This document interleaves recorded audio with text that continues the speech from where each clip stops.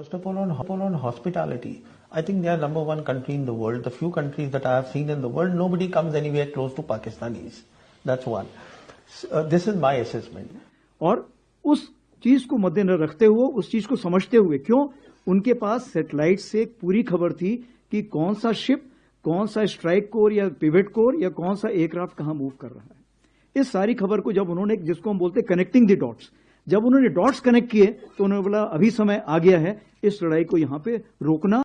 Propaganda propaganda propaganda propaganda के इल्जाम पाकिस्तान पर लगाते हैं, लेकिन शर्म नहीं आती आप लोगों को मुसलसल झूठ बोलते हुए। मतलब मैं एक्सपेक्ट नहीं कर रहा था कि आपकी मिलिट्री के ऑफिसर्स, जो मतलब हमारा इख्तलाफ है, हमारी लड़ाई है, हमारी दुश्मनी है, लेकिन बावजूद इसके कुछ प्रोफेशनल्स हैं आपकी भी मिलिट्री के अंदर, अच्छी फौज है आपकी, लेकिन यहां पर बैठ के भी वही घिसा पिटा चूरन बेच रहे हैं जो भारतीय गोदी मीडिया बेचता है। वही अब जो है वो आपकी एयरफोर्स और आर्मी के ऑफिसर्स को बेचना पड़ रहा है। मुझे कभी खतरा नहीं होते मैम, इतना सा पाकिस्तान क्या करेगा मैम, ये है एक प्रॉक्सी। आप पाकिस्तान को इतना सा बता रहे हैं, अब भूसे की रोटी खा रहे हैं ना कई जगह में। खतरा इनसे नहीं है, खतरा है मैम जो बैक में बैठे हुए, जो पीछे से बैठे हुए, जो करोड़ों की फंडिंग इनको देते हैं। आज आप रशिया यूक्रेन देख रहे हैं, अब आप सीरिया देख रहे हैं मैम, आज आप इजराइल को देख रहे हैं। डिस्टर्ब है ना, इजराइल भी लगातार चल रहा है, कभी ईरान के साथ, कभी गाजा के साथ। ईरान भी बहुत डिस्टर्ब है। बांग्लादेश की गवर्नमेंट गिराई, बिल्कुल गिराई। किसको दिया? जिसको नोबेल पुरस्कार मिला हुआ था। सेम अभी वेनेजुएला में किसको मिला है नोबेल पुरस्कार? भारतीय आर्मी चीफ ने इतराफ किया है कि ऑपरेशन सिंदूर के दौरान पाकिस्तान के पास भारत के तमाम फिजाई और बहरी जहाजों की सैटेलाइट मालूमात थी। कौन सा जहाज कहां जा रहा है, कौन सा हमला किस सिमत हो रहा है, कौन सी मरकजी यूनिट कहां हरकत कर रही है, कौन सा तैयारा किस रास्ते पर है। गोबर भगत पाकिस्तान को भिखारी देश और बांग्लादेश को कंगला देश कहा करते थे। आज अल्लाह के फजल से खुद दिन ब दिन कंगले हो रहा है। भारत से फॉरेन इंस्टीट्यूशनल इन्वेस्टर्स पिछले साल तकरीबन 2.25 लाख करोड़ और इस महीने 15,000 करोड़ रुपए निकाल कर चले गए। भारत पर इनका एतमाद खत्म हो चुका है। आप लोगों को झूठ बोलते शर्म भी नहीं आती? पाकिस्तान ने भटिंडा, पठानकोट, श्रीनगर, सिरसा, अवंतीपुरा, आदमपुर, अंबाला की एयर बेसिस समेत 26 भारतीय मिलिट्री इंस्टॉलेशंस को तबाह किया। हैदर हयात खान का भारतीय एंकर को मुंह तोड़ जवाब। पड़ोस में रोने धोने का माहौल चल रहा है। पाकिस्तान 17 थंडर की बड़ी बड़ी डीलें कर रहा है। पाकिस्तान इंडोनेशिया के साथ JF-17 थंडर तैयारे फरोख्त करने की डील कर रहा है। इंडोनेशिया पहले ही भारत के तेजस समोसा तैयारों में दिलचस्पी जाहिर कर रहा था। ऐसे में इंडोनेशिया का पाकिस्तान के साथ दिफाई मुआहदा करना भारत के लिए एक बड़ा लम्हा फिक्रिये है। अंतर्राष्ट्रीय स्तर पर ऑपरेशन सिंदूर के बाद पाकिस्तान का कद अमेरिका और ऊंचा करता चला जाता है। दुनिया अमेरिका द्वारा मिली इनकी इज्जत को देखकर इनके और प्रभाव में आती है कि जब अमेरिका इतनी इज्जत इन्हें दे रहा है तो सऊदी साथ चला आता है, तुर्की साथ चला आता है, लीबिया, सूडान, इंडोनेशिया, कि चलो भाई इनके साथ में हम डिफेंस पैक्ट कर सकते हैं। ऑपरेशन सिंदूर पाकिस्तान के लिए वरदान सिद्ध हो रहा है कि हमारे पास में भारत द्वारा एक्सेप्ट ना किया जाना हमारी विन है। भारत ने फाइटर जेट्स की संख्या को इसलिए क्लेम नहीं किया। देखिए बड़ा इंटरेस्टिंग है, फाइटर जेट्स नहीं गिरे ये हमने नहीं बोला। हमारे डिफेंस चीफ कहते हैं कि 6 नंबर गलत बोल रहे हो। हमारी तरफ से प्रवक्ता बोलते हैं कि यह अभी आंसर देने वाली बात नहीं है, हमारे पायलट सुरक्षित आ गए। यानी कि आप अधूरा सत्य जो रख रहे हैं वो संदेह पैदा करता चला गया। कूटनीति में पाकिस्तान ने उसी को बेचा और वो बेच करके अपने आप को एक लेवल पर दिखाने में कामयाब हुआ। भारत की कभी बराबरी क्या साथ में दिखने वाला भी संभव नहीं था पाकिस्तान। आज अंतर्राष्ट्रीय स्तर पर पिछले 6 महीने में विदेश नीति में अपने आप को मास्टर दिखा रहा है और भारत जिसके पास सब कुछ है, विदेश के साथ विदेशी संबंध, फॉरेक्स रिजर्व, दुनिया की 5th लार्जेस्ट इकोनॉमी, एकदम रॉक सॉलिड बढ़ता बाजार, सब कुछ है, उसके बावजूद वो इनके नैरेटिव जाल में फंस गया है। हमें इस विषय पर सोचने की आवश्यकता है। हमें सोचने की आवश्यकता है कि जिस तेजस ने पार्टिसिपेट नहीं किया वो कैसे मारा गया। मारा गया एक और डील में, आपको पता होगा। लेकिन यहां पर बैठ के भी वही घिसा पिटा चूरन बेच रहे हैं जो भारतीय गोदी मीडिया बेचता है। वही अब जो है वो आपकी एयरफोर्स और आर्मी के ऑफिसर्स को बेचना पड़ रहा है। आप लोग पाकिस्तान पर इल्जाम लगा रहे हैं कि AI जनरेटेड वीडियोस हैं जो पाकिस्तान लेकर आ रहे हैं। ये अमरिंदर सिंह राजा आपकी राज्यसभा के अंदर इसने तस्वीरें दिखाई थी कि ये राफेल हमारे इलाके में गिरा है, तो ये अमरिंदर सिंह राजा को पाकिस्तान ने भेजा आपकी राज्यसभा के अंदर। ये कौन विवेक कौन आ गया भाई? थोड़ा सा बोल लेने दे, थोड़ा सा ही बोलिए। दूसरा फर्जी यूके देवनाथ साहब देखें, ग्रुप कैप्टन रिटायर हुए हैं। यूके देवनाथ साहब ग्रुप कैप्टन रिटायर हुए हैं। ग्रुप कैप्टन कोई छोटी पोस्ट नहीं है, इन्होंने काफी साल सर्व किया होगा इंडियन एयरफोर्स में, तभी ग्रुप कैप्टन की पोस्ट पर जाकर ये रिटायर हुए हैं। और इनको यही नहीं पता कि पाकिस्तान ने कहां कहां पर अटैक किया है।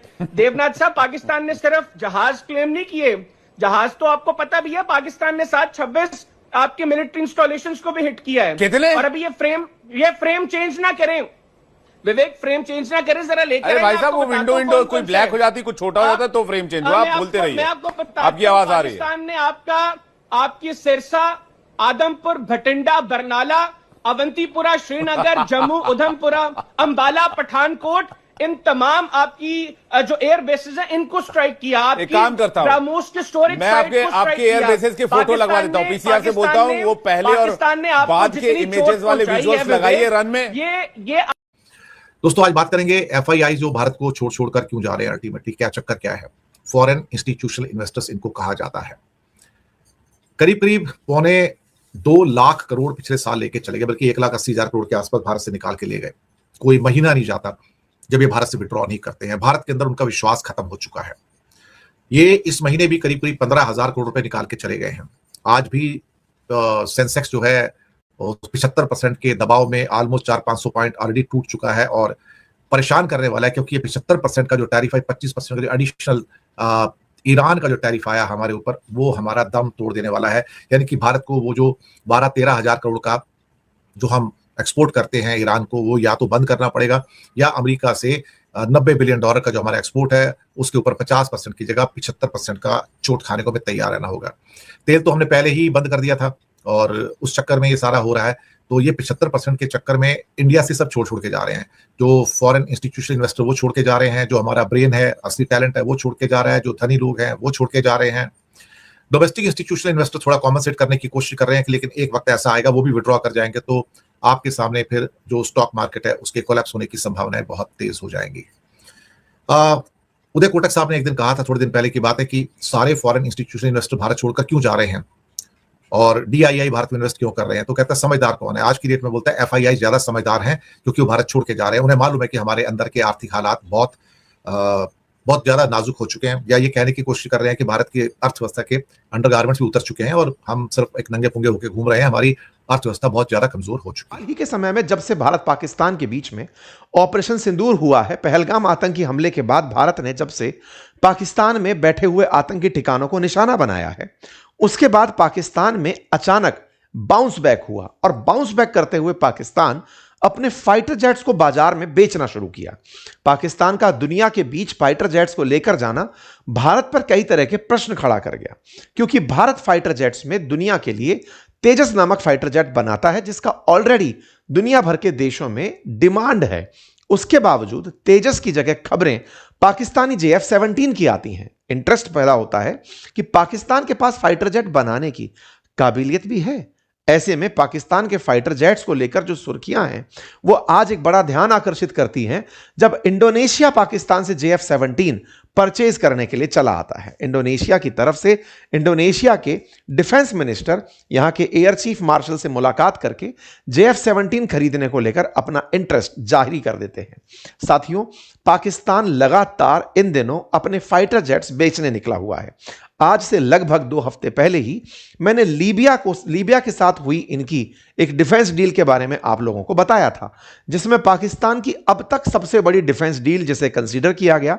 पाकिस्तान $4 बिलियन में लीबिया को अपना JF-17 फाइटर जेट बेच रहा है। यह खबर पाकिस्तान से जुड़ी खबर थी, रॉयटर्स ने इसे कवर किया था। इसके बाद खबर बनती है कि पाकिस्तान JF-17 फाइटर जेट को बांग्लादेश को बेच रहा है। फिर खबर बनती है कि यह $1.5 बिलियन में JF-17 को सूडान को बेच रहा है। आज एक्सक्लूसिव खबर बनती है कि पाकिस्तान JF-17 को इंडोनेशिया को बेच रहा है। इंडोनेशिया के साथ पाकिस्तान का यह डील ऐसे समय पर होना जिस समय पर इंडोनेशिया ऑलरेडी भारत के तेजस में इंटरेस्ट जाहिर कर रहा था, उस समय पर इंडोनेशिया पाकिस्तान के पास पहुंचता है और उनसे डिफेंस डील करता है, यह भारत पर एक बड़ा सवाल खड़ा करता है। कई तरह के सवाल। क्या हमारा तेजस इनकॉम्पिटेंट है? क्या तेजस को खरीदने वाले लोग अब पाकिस्तान से विमान खरीद रहे हैं? क्या भारत ने फाइटर जेट्स में लड़ाई हार ली है? क्या फाइटर जेट्स पाकिस्तान के पास उच्च श्रेणी के हैं? क्या भारत के फाइटर जेट्स को पाकिस्तान ने ऑपरेशन सिंदूर में जिस तरह से नुकसान पहुंचाने की खबर बाजार में फैलाई, क्या दुनिया उस खबर को मान गई है? आज के सेशन में इस पूरे विषय वस्तु का विस्तार से विश्लेषण करेंगे। फिलहाल के लिए आपके सामने JF-17 की एक तस्वीर है। JF-17 25 से 30 मिलियन डॉलर में मिलने वाला एक फाइटर जेट है जिसकी अधिकतम स्पीड 1.6 मैक है। यह 13,500 किलोग्राम वजन के साथ उड़ सकता है। इसके बारे में कहा जाता है कि दुनिया के पाकिस्तान के अलावा म्यांमार, अजरबैजान और नाइजीरिया जो देश हैं वो भी इस फाइटर जेट को रखते हैं। इस फाइटर जेट्स को एयर टू सी मिसाइल दागने के लिए, लेजर गाइडेड वेपन्स के लिए, रनवे पेनिट्रेशन बॉम्ब्स फेंकने के लिए और डबल बैरल्ड गन यूज करने के लिए यूज में लिया जाता है। JF-17 को किस तरह बनाया गया, पहले मैं इसके बारे में भी आपको जान दूं। भारत के अंदर जिस तरह से तेजस को HAL द्वारा बनाया जाता है, ऐसे ही पाकिस्तान में Pakistan aeronautical complex that is PAC China के Chengdu aircraft care corporation CAC के साथ मिलकर इसे बनाता है। चाइना पाकिस्तान ने सन 1919 के दशक में, 1990 के दशक में मिलकर के ये एग्रीमेंट किया कि वो एक फाइटर जेट का निर्माण करेंगे। ऐसे में दोनों के बीच की एक दूसरे के साथ मित्रताएं बढ़ती गई। शुरुआती 2000 के दशक में इन्होंने फाइटर जेट बनाना शुरू किया।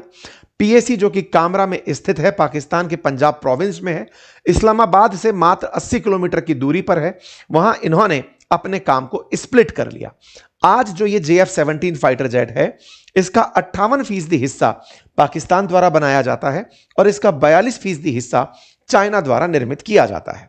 पाकिस्तान और चाइना ने काम विभाजित किए हुए हैं।